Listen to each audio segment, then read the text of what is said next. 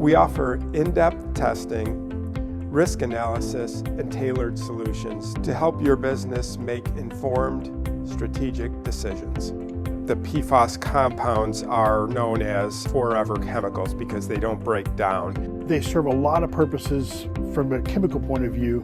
They're resilient, they're tough, they're grease-proof, they're waterproof, they're acid-proof, they're base-proof, and I can customize them to do whatever job I need them to do.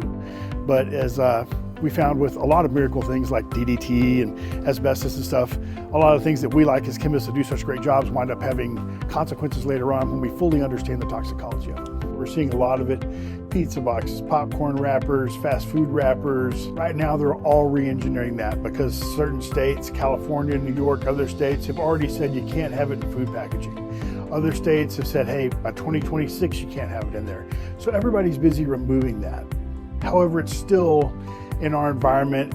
We have air modelers, groundwater modelers, toxicologists, and these are all things you want to know: where that chemical is going, the fate and the transport, where did it start from. The PFAS that can be transported into groundwater, into surface water. They also go to wastewater treatment plants, which 99 out of 100 are not capable of treating PFAS. The client will ask, how does that impact me from a regulatory standpoint? And in the PFAS world, that's not the most straightforward thing. We had a client come to us and they were concerned with wastewater discharges to an adjacent river.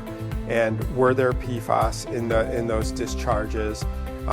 And if so, how are those PFAS potentially impacting humans and ecological receptors? So we established that there were PFAS, and they were at levels that were of concern. Our client used that to go to the source company and negotiate and say, there are treatment methods for what you're discharging into this treatment plant, and our recommendations and costing were used in that negotiation. We really understand your issues. We also understand your regulators. The future regulation is really up in the air from a federal standpoint. From the states, they'll keep plowing forward. A lot of it is companies coming to us and just asking, we need to know where the PFAS is in our product line, how to get it out, and what we can use instead. So a lot of it is just helping people understand the risk, stay ahead of it, and start getting ahead of moving that out of their product streams. We will actually help them even look into their supply chains or some of their products. Clients that have some level of data that they've collected, and they're asking us, what does this data mean? We help them, number one, determine the quality of the data. Is it sufficient to share with a regulatory agency, for example? Number two, is that regulated by some entity, a state, or possibly even the US EPA? Not only have we worked with regulators, helped write those regulations, so we understand your regulator, federal regulator, state regulator, we understand them, we understand their perspective, we train those guys.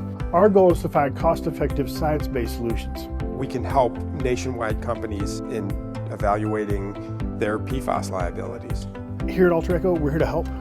Our team of experts, this is what we do every day. We can help you through this process, we can shepherd you through it, and get you on the other side. The price of redoing a product line, of investigating this, is always a bit of a shock, but the price of inaction is infinitely worse.